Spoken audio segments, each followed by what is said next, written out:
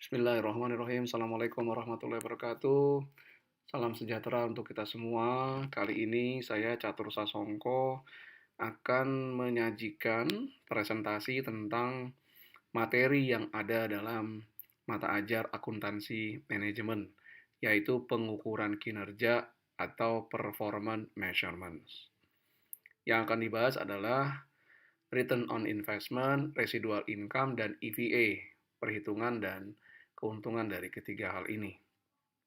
Nah, kemudian jika Anda ingin mengerjakan latihan-latihan soal dan memperoleh pembahasan lengkapnya dari soal-soal tersebut, Anda bisa dapatkan di e-learning.penerbitsalemba.com. Kemudian Anda cari e-learning untuk mata ajar akuntansi manajemen. Di situ ada soal-soal tentang materi pengukuran kinerja yang Anda dapat kerjakan secara mandiri online, dan nanti setelah Anda kerjakan, Anda akan diberikan pembahasan lengkap tentang jawaban dari pertanyaan-pertanyaan yang ada dalam soal tersebut. Oke, kita mulai ya.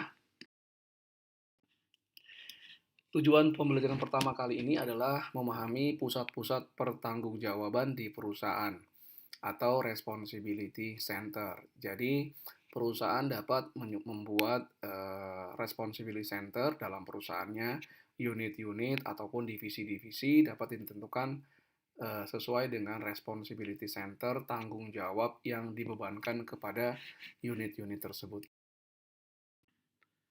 Secara mudahnya, ada 3 pusat pertanggungjawaban.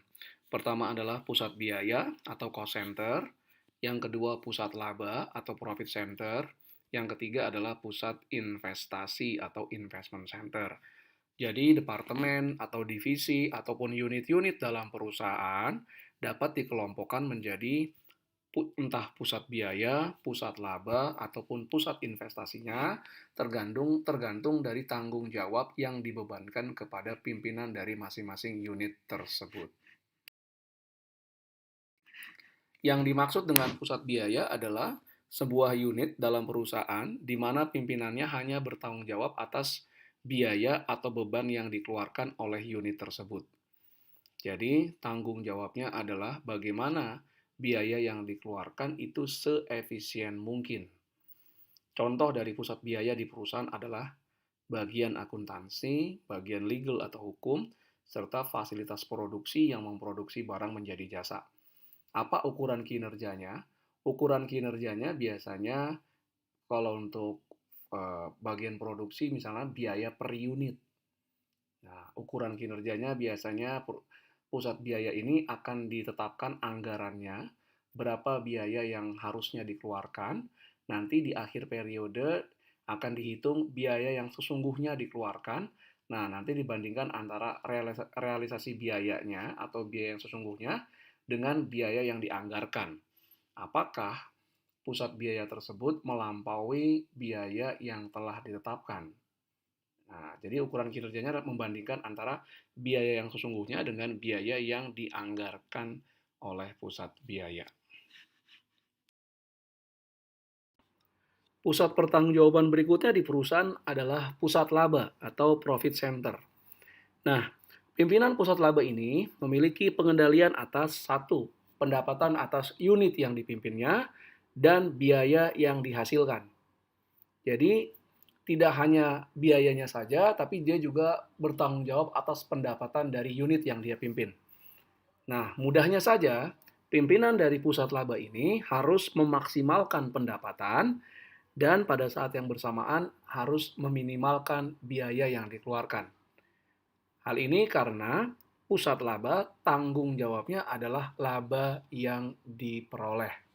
Jadi mudahnya saja, ukuran kinerjanya adalah target laba yang harus dicapai. Nah, nanti di akhir periode, misalnya akhir tahun, laba yang sesungguhnya diperoleh oleh pusat laba ini akan dibandingkan dengan laba yang menjadi target dari pusat laba ini. Apabila laba yang sebenarnya di atas laba yang ditargetkan, maka kinerja pusat labanya bagus. Sebaliknya, jika target labanya jauh di bawah target laba yang diinginkan, maka kinerja pusat labanya berarti rendah. Pusat pertanggungjawaban berikutnya dalam perusahaan adalah pusat investasi atau investment center.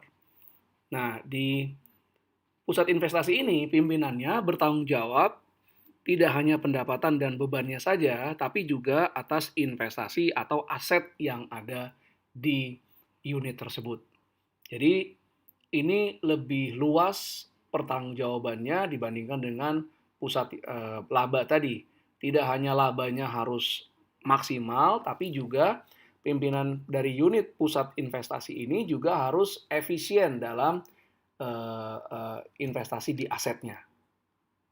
Jadi targetnya adalah pertama bisa meminimalkan biaya dari unit yang dipimpinnya, kedua memaksimalkan pendapatan, ketiga menjaga nilai investasi agar tidak terlalu besar dalam memperoleh laba tersebut.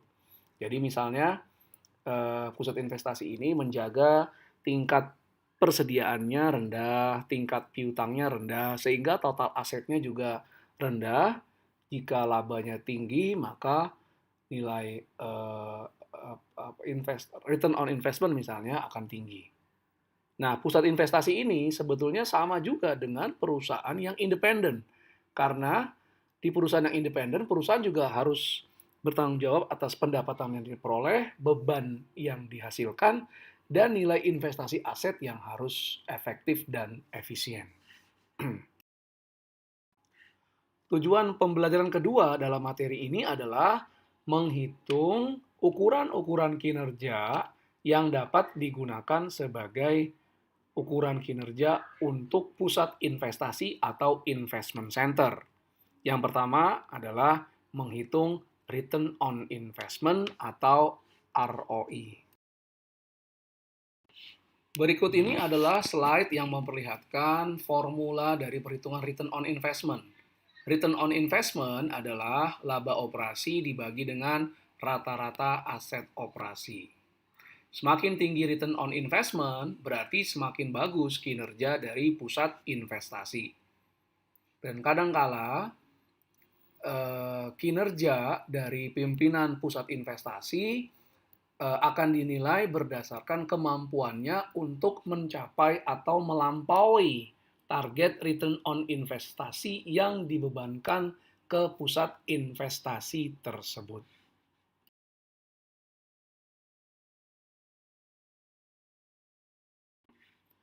Kemudian, rumus yang laba operasi dibagi dengan rata-rata aset operasi bisa kita pecah lagi menjadi yang pertama adalah margin atau margin laba, yaitu laba operasi dibagi dengan pendapatan. Berapa persen dari pendapatan akan menghasilkan laba operasi. Semakin tinggi semakin baik. Yang kedua adalah komponen perputaran atau turnover. Perputaran rumusnya adalah pendapatan dibagi dengan rata-rata aset operasi. Perputaran juga mengindikasikan kemampuan manajemen dalam mendayagunakan aset yang ada di perusahaan untuk mendapatkan pendapatan. Semakin tinggi perputaran, umumnya semakin baik. Maka return on investment itu adalah margin laba dikali dengan perputaran. Jadi bagaimana jika ingin meningkatkan return on investment sebuah unit, sebuah divisi atau sebuah perusahaan, maka dengan rumus ini return on investment bisa ditingkatkan dengan cara meningkatkan margin laba. Bagaimana meningkatkan margin laba? Maka perusahaan harus melakukan efisiensi dalam kegiatan operasinya. Dengan menjadi lebih efisien, maka laba dari setiap pendapatannya akan meningkat sehingga marginnya akan naik. Yang berikutnya, untuk meningkatkan return on investment, maka manajemen harus meningkatkan perputaran dari aset yang dimiliki. Jadi bagaimana dari aset yang ada bisa menghasilkan pendapatan yang lebih besar. Nah, dalam hal ini berarti entah pendapatannya ditingkatkan atau manajemen menggunakan aset seefisien mungkin. Tadi misalnya caranya mengurangi jumlah persediaan, mengurangi jumlah piutang, kemudian juga dari aset tetap yang ada bisa menghasilkan pendapatan yang besar. Jadi return on investment meningkat karena margin labanya naik, sekaligus perputarannya naik.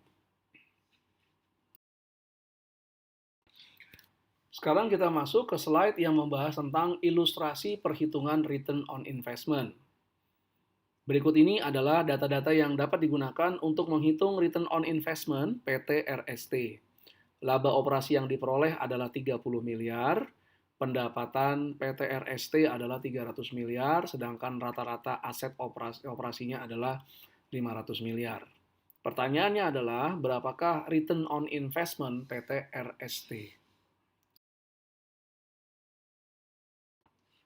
Return on investment bisa dicari dengan membagi laba operasi dengan rata-rata aset operasi.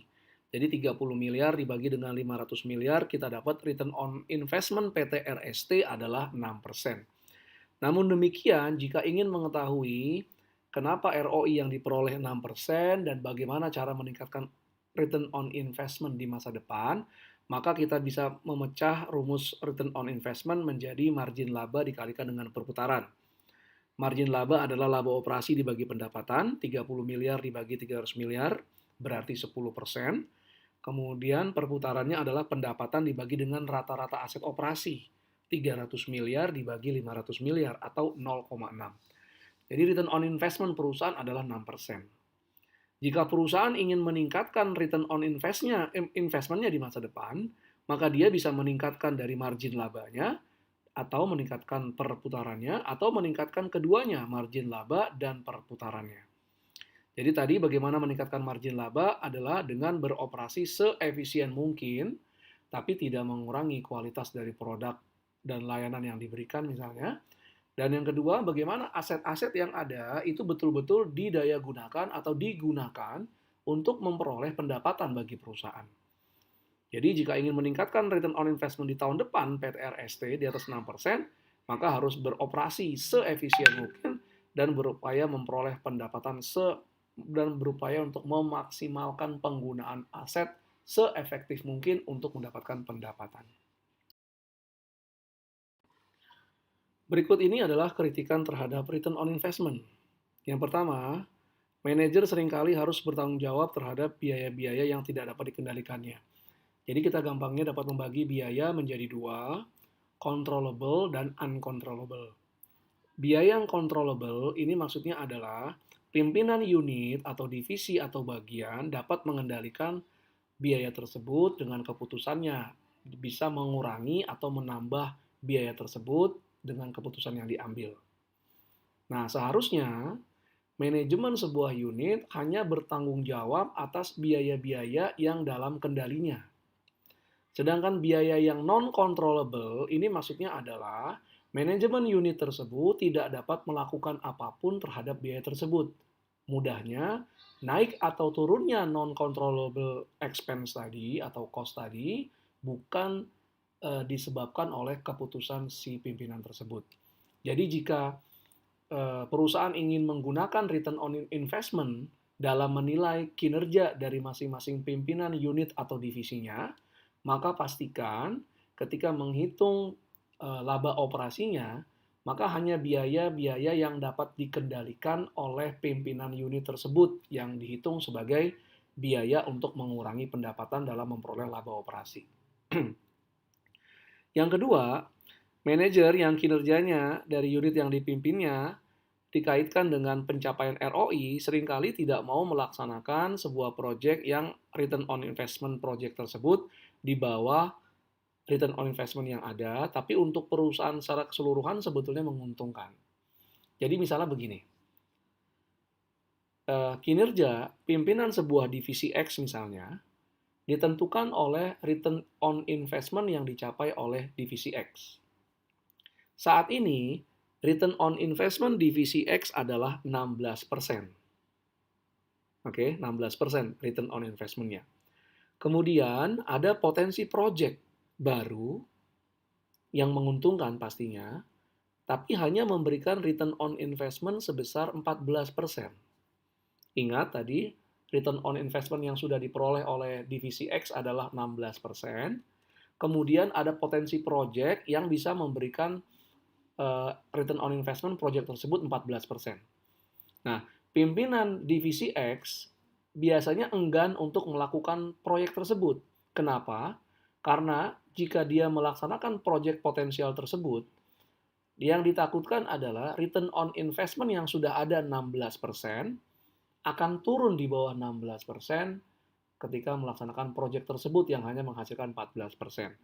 Penurunan return on investment ini dapat membuat penilaian kinerja pimpinan divisi X menjadi lebih buruk. Penilaian kinerja yang buruk ini akan berimbas ke bonus yang akan diperoleh oleh pimpinan divisi X, kenaikan gaji, kenaikan jabatan di masa depan. Oleh karena itu, pimpinan divisi X tidak mau melaksanakan proyek tersebut. Namun demikian, secara keseluruhan perusahaan, proyek tersebut harusnya dijalankan karena memberikan keuntungan sebesar 14%. Perusahaan hanya memberikan target bahwa proyek harus jalan jika keuntungannya 12%. Return on investment-nya 12%. Nah, kalau kita lihat dari sisi perusahaan, proyek tersebut layak untuk dijalankan karena memperoleh ROI 14%. Tapi dari sisi pimpinan divisi X, dia tidak mau menjalankan karena return on investment-nya dia sudah 16%, di atas return on investment 14%. Nah, ini adalah kelemahan dari return on investment, tidak menciptakan goal congruence, di mana pimpinan divisi X hanya berpikir tentang divisi yang dia pimpin, tidak berpikir sebagai satu perusahaan secara keseluruhan. Oke, kita melangkah ke tujuan pembelajaran ketiga, yaitu menghitung residual income. Ini juga adalah alat ukur untuk mengukur kinerja dari pusat investasi. Yang tadi sudah kita bahas tentang return on investment. Kita mulai dengan definisi residual income. Residual income adalah laba operasi sebelum pajak setelah imbal hasil minimum pada aset operasi. Jadi mudahnya di sini, residual income adalah laba operasi sebelum pajak dikurangi dengan imbal hasil minimum yang diinginkan diperoleh perusahaan dikali dengan asetnya. Jika residual income positif, berarti kinerja dari perusahaan, divisi, atau unit usaha di perusahaan baik. Semakin tinggi residual income, maka pada umumnya semakin bagus juga kinerjanya. Berikut ini adalah formula dari residual income. Jadi residual income adalah laba operasi sebelum pajak dikurangi rata-rata aset kali tingkat minimum imbal hasil yang dipersyaratkan. Jika residual income positif, berarti kinerja perusahaan atau unit usaha dalam perusahaan tersebut baik, dan semakin tinggi residual income, maka semakin bagus kinerjanya. Sekarang kita masuk ke ilustrasi perhitungan residual income. PT Retail Jaya memiliki 2 buah tol serba besar yang berlokasi di wilayah selatan dan utara Jakarta. Di tahun 2018, tol serba wilayah selatan memperoleh laba operasi sebelum pajak sebesar 15 miliar dan mengelola aset senilai 150 miliar rupiah. Di tahun yang sama, tol serba wilayah utara memperoleh laba operasi sebelum pajak sebesar 12 miliar dan mengelola aset senilai 100 miliar. Perusahaan mentargetkan tingkat imbal hasil minimum 10%. Jadi, berapakah residual income tol serba wilayah selatan dan wilayah utara? Kemudian, tol serba manakah yang kinerjanya lebih baik? Apakah selatan ataupun utara? Pertama, kita cari residual income untuk tol serba wilayah selatan di tahun 2018. Residual income untuk wilayah selatan, laba operasi sebelum pajaknya 15 miliar, dikurangi total aset yang dimiliki 150 miliar, kita kalikan dengan 10% tingkat imbal hasil minimum yang dipersyaratkan oleh perusahaan. Maka residual income tol serba wilayah selatan adalah 0 rupiah. Adapun residual income tol serba wilayah utara di tahun 2018 adalah laba operasi sebelum pajaknya 12 miliar, dikurangi total aset 100 miliar kali 10%, didapat residual income wilayah utara adalah 2 miliar. Dari ukuran residual income ini, kita bisa menyimpulkan bahwa kinerja tol serba wilayah utara itu lebih baik dibandingkan dengan Toserba wilayah selatan. Karena residual income Toserba wilayah utara 2 miliar lebih tinggi daripada residual income Toserba wilayah selatan sebesar 0 rupiah. Tadi saya menyebutkan kritik tentang return on investment adalah para pimpinan unit ataupun divisi dalam perusahaan cenderung menolak proyek-proyek yang dapat menurunkan pencapaian return on investment yang sudah dicapai. Karena kinerja dari unit itu dikaitkan dengan return on investment. Nah, pada residual income, dia tidak menghitung return on investment. Sepanjang residual income dari proyek-proyek yang potensial itu positif, maka proyek tersebut harus dilaksanakan. Jadi, mungkin saja dengan return on investment, sebuah proyek yang potensial itu ditolak karena dapat menurunkan ROI yang sudah ada, tapi dari sisi residual income, proyek tersebut sebetulnya positif. Dan kalau dilaksanakan, itu akan memiliki pengaruh yang baik untuk laba perusahaan secara keseluruhan. Jadi residual income lebih baik dibandingkan dengan return on investment, di mana akan tercipta goal kongruen antara residual income dengan perusahaan secara keseluruhan. Namun demikian, residual income juga memiliki kelemahan. Kelemahannya adalah residual income tidak dapat digunakan untuk membandingkan divisi-divisi atau unit-unit usaha di dalam sebuah perusahaan yang memiliki ukuran yang berbeda, yang total asetnya jauh berbeda. Nah, akan sulit untuk melakukan perbandingan residual income. Jadi misalnya residual income 10 miliar untuk unit usaha yang kecil itu sudah tinggi. Tapi residual income 10 miliar untuk unit usaha yang aset yang dimilikinya sangat besar itu mungkin akan kecil.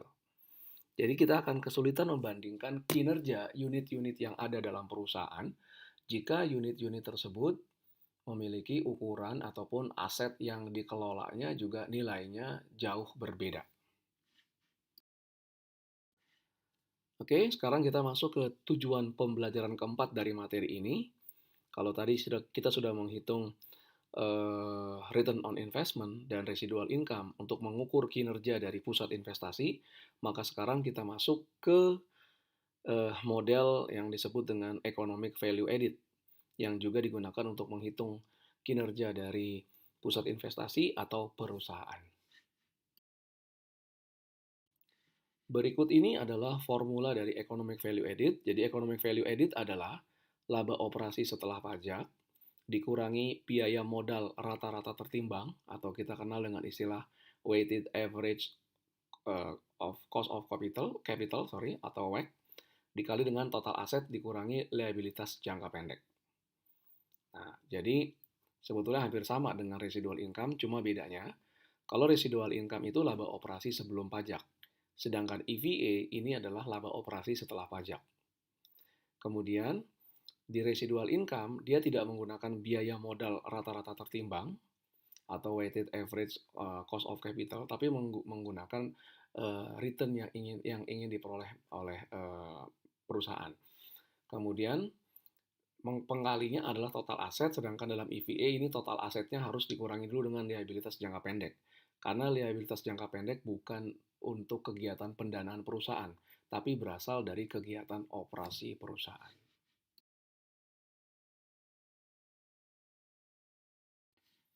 Sekarang kita masuk ke ilustrasi perhitungan economic value added. Asumsikan PT EKZ memiliki dua sumber permodalan, yaitu pertama, utang jangka panjang dengan nilai pasar dan nilai buku yang sama sebesar 4,8 miliar yang diterbitkan dengan tingkat suku bunga sebesar 10%. Yang kedua berupa saham biasa yang juga memiliki nilai pasar sebesar 4,8 miliar rupiah, tapi nilai bukunya 3 miliar rupiah. Biaya ekuitasnya adalah 14%. Tarif pajak sebesar 25%, dan laba operasi sebelum pajak PT EKZ adalah 6 miliar. Berapakah EVA dari PT EKZ ini? Informasi berikutnya adalah total aset PT EKZ adalah 12 miliar dengan liabilitas jangka pendeknya sebesar 2 miliar. Langkah pertama dalam penghitungan economic value added adalah kita menghitung laba operasi setelah pajak. Laba operasi setelah pajak adalah laba operasi sebelum pajak dikalikan 1 minus tarif pajak perusahaan. Dalam contoh ini di PT EKZ, laba operasi sebelum pajaknya adalah 6 miliar rupiah dikalikan 1 minus 25% tarif pajaknya. Jadi kita dapat 6 miliar kali 0,75 adalah 4,5 miliar rupiah. Jadi laba operasi setelah pajaknya sekarang kita dapat 4,5 miliar rupiah. Langkah yang kedua adalah kita menghitung biaya modal rata-rata tertimbang atau weighted average cost of capital. WACC adalah nilai pasar utang dibagi nilai pasar utang plus nilai pasar ekuitas dikali biaya utang dikali 1 minus tarif pajak. Ditambah nilai pasar ekuitas dibagi nilai pasar utang plus nilai pasar ekuitas dikali biaya ekuitas. Maka WACC pada PT XYZ adalah nilai pasar utangnya 4,8 miliar dibagi nilai pasar utang 4,8 miliar ditambah nilai pasar ekuitasnya 4,8 miliar juga. Dikali 10% biaya utangnya dikali 1 minus 25% tarif pajak ditambah nilai pasar ekuitasnya juga 4,8 miliar dibagi 4,8 miliar ditambah 4,8 miliar dikali biaya ekuitasnya adalah 14%. Jadi biaya utangnya setelah pajak 3,75% ditambah biaya ekuitasnya 7%, maka weighted average cost of capital untuk PT XYZ adalah 10,75%.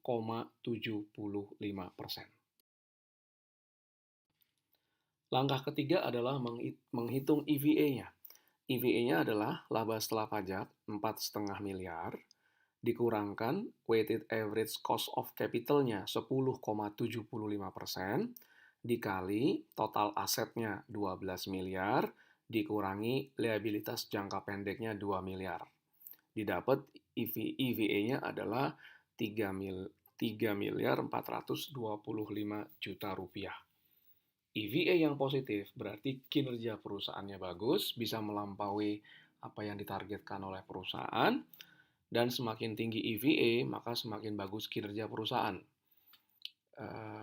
Kita juga bisa membandingkan kinerja dari perusahaan-perusahaan yang berbeda dengan melihat pencapaian EVA-nya. Perusahaan dengan EVA yang tinggi akan memperoleh peringkat yang tinggi juga. Dengan demikian berakhir sudah presentasi saya tentang materi pengukuran kinerja, perhitungan return on investment, residual income, dan economic value added.